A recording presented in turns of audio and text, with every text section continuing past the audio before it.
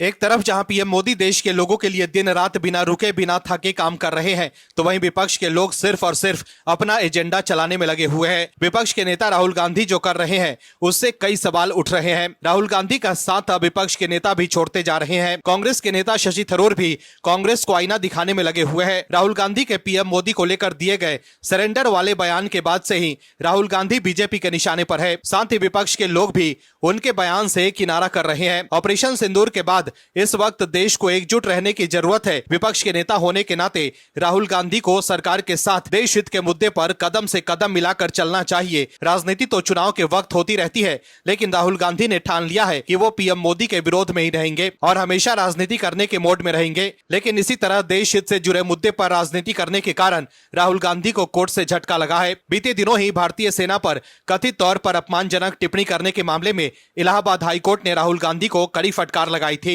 वहीं इस बीच नए वक्फ कानून को लेकर पीएम मोदी ने एक बड़ा फैसला लिया है, जिसको लेकर विपक्ष के लोग चिंतित नजर आ रहे हैं। दरअसल वक्फ कानून में संशोधन के बाद केंद्र सरकार 6 जून को उम्मीद पोर्टल लॉन्च करने जा रही है। इसका मकसद वक्फ संपत्तियों के बेहतर प्रबंधन और पारदर्शिता को बढ़ावा देना है। उम्मीद का पूरा नाम है यूनिफाइड वक्फ मैनेजमेंट, एम्पावरमेंट, एफिशिएंसी और डेवलपमेंट। ये एक सेंट्रल पोर्टल होगा जिस पर देश की वक्फ संपत्तियों को रजिस्टर्ड किया जाएगा। सूत्रों के मुताबिक पोर्टल लॉन्च होने के 6 महीने के भीतर सभी वक्फ संपत्तियों को रजिस्टर्ड करना अनिवार्य होगा। इस पर संपत्तियों का पूरा विवरण देना होगा, जैसे लंबाई, चौड़ाई और जियो टैग की गई लोकेशन। अगर कोई संपत्ति का नाम किसी महिला के नाम पर दर्ज है तो उसे वक्फ संपत्ति घोषित नहीं किया जा सकेगा। रजिस्ट्रेशन का काम संबंधित राज्य वक्फ बोर्ड करेंगे। अगर किसी वजह से तकनीकी या अन्य कारणों से समय पर रजिस्ट्रेशन नहीं हो पाया तो 1 से 2 महीने की अतिरिक्त मोहलत दी जा सकती है। लेकिन अगर फिर भी संपत्ति रजिस्टर्ड नहीं होती है तो उसे विवादित मानते हुए वक्फ ट्रिब्यूनल के पास भेजा जाएगा। वह इस फैसले को लेकर all India Muslim personal law board ने आपत्ति जताई है। मुस्लिम पर्सनल लॉ बोर्ड ने कहा है कि सरकार का ये कदम अवैध है और न्यायालय की अवमानना के बराबर है, क्योंकि इसके समर्थन में आने वाला वक्फ संशोधन अधिनियम 2025 वर्तमान में सर्वोच्च न्यायालय में चुनौती के अधीन है। मुस्लिम पर्सनल लॉ बोर्ड ने कहा है कि वो न्यायालय की अवमानना याचिका दायर करके सरकार के इस कदम के खिलाफ सर्वोच्च न्यायालय का दरवाजा खटखटाएगा। दर्शकों, एक तरफ तो मोदी सरकार लोगों की जमीनों पर कब्जा होने से बचा रही है, वहीं कपिल सिब्बल और अभिषेक मनु सिंघवी नए वक्फ कानून के खिलाफ सुप्रीम कोर्ट में मोर्चा संभाले हुए हैं। वहीं सुप्रीम कोर्ट से एक ऐसी खबर आई है जिसके बाद सिब्बल और सिंघवी के लिए कुछ भी बोलना मुश्किल हो गया है। दरअसल सुप्रीम कोर्ट ने दिल्ली वक्फ बोर्ड की एक याचिका को खारिज कर दिया है। यह याचिका शाहदरा इलाके में एक जमीन पर दावे को लेकर थी। इस जमीन पर विभाजन के बाद से एक गुरुद्वारा है, लेकिन वक्फ बोर्ड इस जमीन पर अपना दावा ठोक रहा था। लेकिन सुप्रीम कोर्ट ने कहा है कि गुरुद्वारे इतने सालों से है तो वक्फ बोर्ड को अपना दावा वापस ले लेना चाहिए। वहीं आप दर्शक नए वक्फ कानून से खुश हैं तो कमेंट में यस जरूर लिखिए, ताकि विपक्ष को साफ संदेश जाए कि जनता पीएम मोदी के साथ है। वहीं इस खबर में आगे आपको बताएंगे कि कैसे राहुल गांधी बैकफुट पर आ गए हैं और किस मामले को लेकर कपिल सिब्बल सुप्रीम कोर्ट में बेचैन थे, लेकिन जज साहब ने दिया है गजब जवाब। तो बने रहिए हमारे साथ अंत तक और देखिए हमारी ये खास रिपोर्ट। साथ ही आप दर्शकों से विनम्र निवेदन है कि अगर अब तक आपने चैनल को सब्सक्राइब नहीं किया है तो अभी कर लीजिए। पीएम नरेंद्र मोदी अब देश हित के मुद्दे पर एक्शन मोड में हैं। पीएम मोदी ने साफ कर दिया है कि अब देश को धर्मशाला नहीं बनने देंगे। अब देश के संसाधनों पर देश के नागरिकों का ही हक होगा और हमारे देश में जो घुसपैठिए आ गए हैं अब उन्हें बाहर का रास्ता दिखाया जा रहा है। लेकिन इस मुद्दे पर भी कुछ लोग मोदी सरकार के खिलाफ खड़े हैं। दर्शकों, बांग्लादेश हमारा एक ऐसा पड़ोसी देश है जहां से काफी लोग आकर भारत में अवैध तरीके से रह रहे हैं।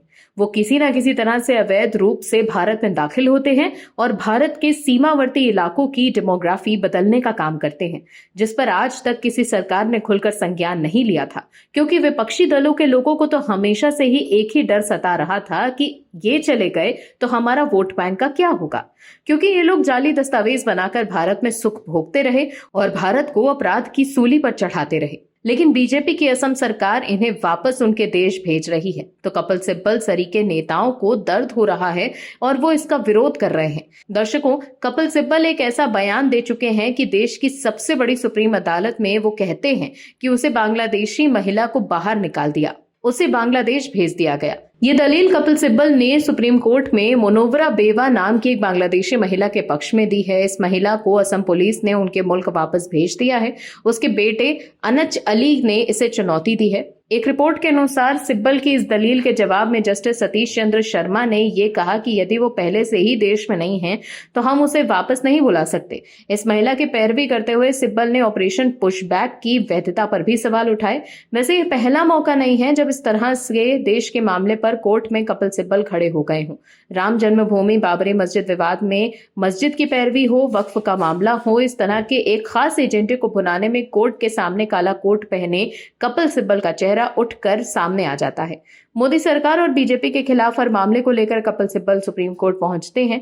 इसी तरह सुप्रीम कोर्ट में मुनव्वरा बेवा के बेटे अनच अली की याचिका के लिए कपिल सिब्बल कोर्ट में खड़े हुए। अनच ने याचिका में आरोप लगाया कि पुलिस ने उसकी मां को जबरन बांग्लादेश भेज दिया। इस पर सुप्रीम कोर्ट ने केंद्र को नोटिस जारी किया।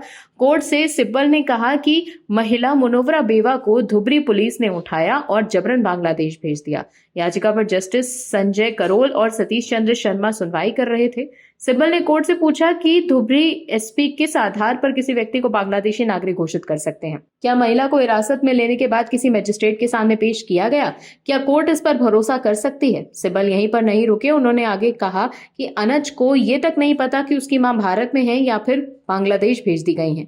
सरकार को अनज की मां की मौजूदा स्थिति के बारे में बताना चाहिए। इसके बाद कोर्ट ने याचिका के तहत केंद्र सरकार को नोटिस जारी किया। अनज अली का ये भी कहना है कि ट्रिब्यूनल के आदेश के खिलाफ उसकी मां की याचिका 2017 से अब तक सुप्रीम कोर्ट में लंबित है। 26 साल के अनज अली ने सुप्रीम कोर्ट में याचिका दायर की थी। उसका दावा था कि उसकी मां मुनव्वरा बेवा को असम पुलिस ने अवैध रूप से हिरासत में रखा है। साथ ही देश में रातों रात लोगों को बांग्लादेश भेज दिया जा रहा है। आपको बता दें, मुनव्वरा बेवा को 17 मार्च 2016 को धुबरी फॉरेनर्स ट्रिब्यूनल ने विदेशी घोषित कर दिया था। गुवाहाटी हाईकोर्ट ने 28 फरवरी 2017 के आदेश में भी ट्रिब्यूनल के आदेश को बरकरार रखा था। इसके बाद बेवा ने सुप्रीम कोर्ट में इस आदेश को चुनौती दी थी। तब से अब तक ये मामला लंबित है और अब जब मोदी सरकार और असम की बीजेपी सरकार घुसपैठियों पर कार्रवाई कर रही है तब कुछ लोगों को तकलीफ हो रही है। लेकिन सवाल है कि इन लोगों के पास इतना पैसा कहां से आ रहा है जो वो कपिल सिब्बल जैसे इतने बड़े वकील को हायर कर रहे हैं। दिल्ली की सत्ता से हाथ धोने के बाद आम आदमी पार्टी एमसीडी में भी बाहर हो गई है। इसके अलावा आम आदमी पार्टी के नेता की मुश्किलें बढ़ गई हैं। अरविंद केजरीवाल से लेकर मनीष सिसोदिया, संजय सिंह, सत्येंद्र जैन भ्रष्टाचार के आरोप में सलाखों के पीछे जा चुके हैं। वहीं दूसरी तरफ अब एक और मामले में पार्टी के नेताओं की चिंता बढ़ गई है। दर्शकों, आप पार्टी के नेताओं का बुरा दौर शुरू हो चुका है। वो सोच रहे होंगे कि चुपचाप दिल्ली की सेवा कर लेते क्योंकि बेकार में भ्रष्टाचार के आरोप में हम फंस गए। केजरीवाल से लेकर सिसोदिया और जैन तक सब कानूनी कार्रवाई के चक्कर में फंसे हुए हैं। केजरीवाल के लिए भी कोर्ट से बड़ी खबर आई।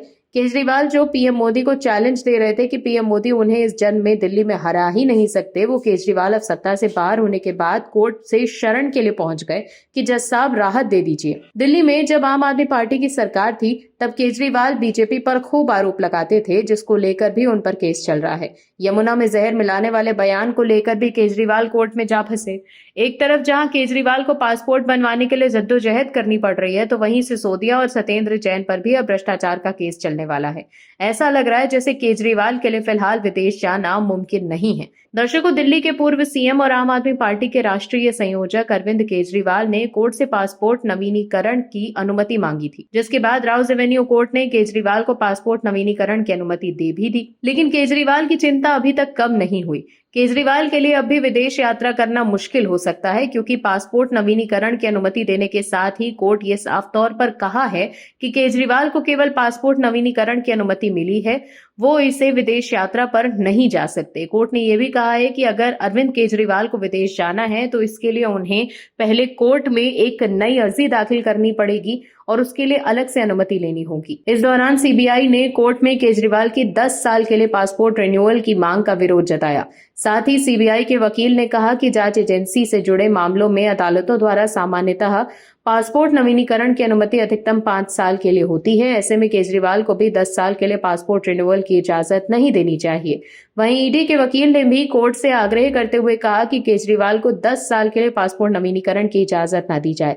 इसके पहले केजरीवाल की ओर से कोर्ट में पेश वकील ने अदालत में ये बताया था कि उनका पासपोर्ट 2018 में खत्म हो गया था। केजरीवाल को 10 सालों के लिए पासपोर्ट रिन्यूअल की अनुमति दी जाए और इसके लिए एनओसी जारी किया जाए। तो देखा आपने, कैसे कोर्ट ने केजरीवाल को पासपोर्ट रिन्यूअल की अनुमति तो दे दी, लेकिन कानूनी प्रक्रिया के तहत उन पर लगे प्रतिबंध यथावत रहेंगे। अदालत ये साफ कर चुकी है कि विदेश यात्रा की कोई छूट केवल पासपोर्ट रिन्यू करने के लिए नहीं मिल जाएगी। तो वहीं उनके साथी को एसीबी ने समन भेजा है, जिसकी वजह से मनीष सिसोदिया और सत्येंद्र जैन अब मुसीबत में फंस गए हैं। आपको बता दें कि ये समन सरकारी स्कूलों में क्लासरूम बनाने में कथित भ्रष्टाचार के मामले में भेजा गया है। आरोप है कि जब आम आदमी पार्टी की सरकार थी तब 2000 करोड़ रुपए का भ्रष्टाचार हुआ। जैन को 6 जून को एसीबी ऑफिस बुलाया गया है। सिसोदिया को 9 जून को पेश होने के लिए कहा गया है। एसीबी ने 30 अप्रैल को आम आदमी पार्टी के 2 नेताओं के खिलाफ एफआईआर दर्ज की थी। ये एफआईआर 12,748 क्लासरूम या सेमी परमानेंट स्ट्रक्चर बनाने में कथित भ्रष्टाचार से जुड़ी है। सिसोदिया के पास आम आदमी पार्टी सरकार में वित्त और शिक्षा विभाग थे। वहीं सत्येंद्र जैन के पास स्वास्थ्य, उद्योग, बिजली, गृह, शहरी विकास और पीडब्ल्यूडी जैसे विभाग हैं। राहुल गांधी की वजह से एक बार फिर कांग्रेस बैकफुट पर है। राहुल गांधी ने एक बार फिर कुछ ऐसा कर दिया है जिसके बाद वो अकेले पड़ गए हैं। कांग्रेस और विपक्ष के नेताओं ने भी उनका साथ छोड़ दिया है। दर्शकों, ऑपरेशन सिंदूर के बाद पूरा देश एकजुट है, लेकिन राहुल गांधी जो देश के नेता प्रतिपक्ष हैं, वो देश और देश के प्रधानमंत्री के खिलाफ बोल रहे हैं। राहुल गांधी ऐसे रिएक्ट कर रहे हैं जैसे उन्होंने ठान ही ली है कि उन्हें सिर्फ अपने राजनीतिक फायदे से मतलब है। लेकिन उन्हीं के पार्टी के कई नेता मोदी सरकार और देश के समर्थन में खड़े हैं और विदेशों में भारत की तरफ से पक्ष रख रहे हैं और बता रहे हैं कि भारत और भारत के प्रधानमंत्री किसी के सामने सरेंडर नहीं करेंगे। राहुल गांधी जो ये कह रहे थे कि पीएम मोदी ने ट्रंप के आगे सरेंडर कर दिया है, उन्हें कांग्रेस के नेता शशि थरूर ने ही करारा जवाब दे दिया है। इसके अलावा दूसरे विपक्षी नेताओं ने भी राहुल गांधी को आईना दिखा दिया। थरूर ने जो भी कहा उसके बाद राहुल गांधी बैकफुट पर आ गए हैं। दर्शकों, लोकसभा में नेता प्रतिपक्ष राहुल गांधी की ओर से पीएम मोदी पर दिए गए सरेंडर वाले बयान पर लगातार चर्चा जारी है। अब इस बयान पर कांग्रेस सांसद शशि थरूर की एंट्री हो गई है। शशि थरूर ऑपरेशन सिंदूर पर भारत के आउटरीच मिशन का नेतृत्व कर रहे हैं। थरूर की टीम अभी अमेरिका के वॉशिंगटन डीसी में है। इस दौरान प्रेस कॉन्फ्रेंस में थरूर ने राहुल गांधी के इस बयान पर प्रतिक्रिया दी। दरअसल कांग्रेस सांसद शशि थरूर से एक पत्रकार ने पूछा कि भारत पाकिस्तान के बीच हालिया टकराव के दौरान राष्ट्रपति ट्रंप की कथित मध्यस्थता की कोशिशों का मुद्दा लगातार उठ रहा है। एक महिला पत्रकार ने कहा कि ये एक ऐसा सवाल है जिस पर आपकी पार्टी लगातार प्रश्न पूछ रही है। कल ही आपकी पार्टी के नेता राहुल गांधी ने कहा था कि पीएम मोदी ने ट्रंप के सामने सरेंडर कर दिया है। इस सवाल के जवाब में शशि थरूर ने कहा कि हमारे मन में अमेरिका के राष्ट्रपति पद के प्रति अगाध आस्था है। हम अमेरिका के राष्ट्रपति का सम्मान करते हैं। हम अपने बारे में ये कह सकते हैं कि हमने विशेषकर किसी को मध्यस्थता करने के लिए नहीं कहा। अमेरिका के भारत के आउटरीच मिशन की अगुवाई करने वाले शशि थरूर ने इस मसले पर भारत के रुख को स्पष्ट करते हुए साफ साफ कहा कि जैसे मैंने पहले भी कहा कि जब तक पाकिस्तान आतंकवाद की भाषा का इस्तेमाल करता रहेगा, हमें पाकिस्तानियों के साथ वही भाषा बोलने में कोई परेशानी नहीं है। हम ताकत की भाषा का इस्तेमाल करेंगे और इसके लिए किसी तीसरे पक्ष की हमें जरूरत नहीं है। थरूर ने यह भी कहा कि दूसरी ओर अगर वो आतंकवाद के ढांचे को नष्ट करना चाहते हैं, हम उनसे बात कर सकते हैं। अगर वो गंभीर कदम उठाते हैं और ऐसा दिखाते हैं कि पाकिस्तान भारत के साथ सामान्य रिश्ते रखना चाहता है, तो हम निश्चित रूप से बात करने को तैयार हैं और इसके लिए हमें किसी मध्यस्थता की जरूरत नहीं है। थरूर ने कहा कि किसी भी स्थिति में भारत को रुकने के लिए मनाने की जरूरत नहीं थी। किसी को हमें रुकने के लिए कहने की जरूरत भी नहीं थी, क्योंकि हम उन्हें बता रहे थे कि जैसे ही पाकिस्तान रुकेगा हम रुकने के लिए तैयार हैं। इसीलिए अगर उन्होंने बदले में पाकिस्तानियों से कहा कि बेहतर होगा कि आप रुक जाएं क्योंकि भारत रुकने के लिए तैयार है, और उन्होंने ऐसा ही किया, और ये उनकी ओर से एक बढ़िया इशारा है। लेकिन सिर्फ पाकिस्तान और वही बता सकते हैं कि आखिरकार हुआ क्या था। वहीं कांग्रेस नेता शशि थरूर ने पार्टी में अपने विरोध में उठ रही आवाजों पर पहली बार प्रतिक्रिया व्यक्त की। उन्होंने कहा कि अगर राष्ट्रहित में काम करना एंटी पार्टी एक्टिविटी है तो ऐसे आरोप लगाने वालों को खुद से ही सवाल करना चाहिए। आपको बता दें, जब केंद्र सरकार ने विदेश गए डेलीगेशन के लिए थरूर का नाम लिस्ट में शामिल किया था, तब से ही कांग्रेस में इस पर आपत्ति है। जयराम रमेश, पवन खेड़ा जैसे राहुल गांधी खेमे सरीखे नेता थरूर पर हमलावर हो गए हैं। थरूर के बयानों पर कई कांग्रेसी नेताओं ने आपत्ति जताई थी और उन्हें सरकार का सुपर प्रवक्ता करार दिया था। लेकिन थरूर ने कहा कि अगर कोई देश की सेवा कर रहा हो तो ऐसे इन बातों से फर्क नहीं पड़ना चाहिए।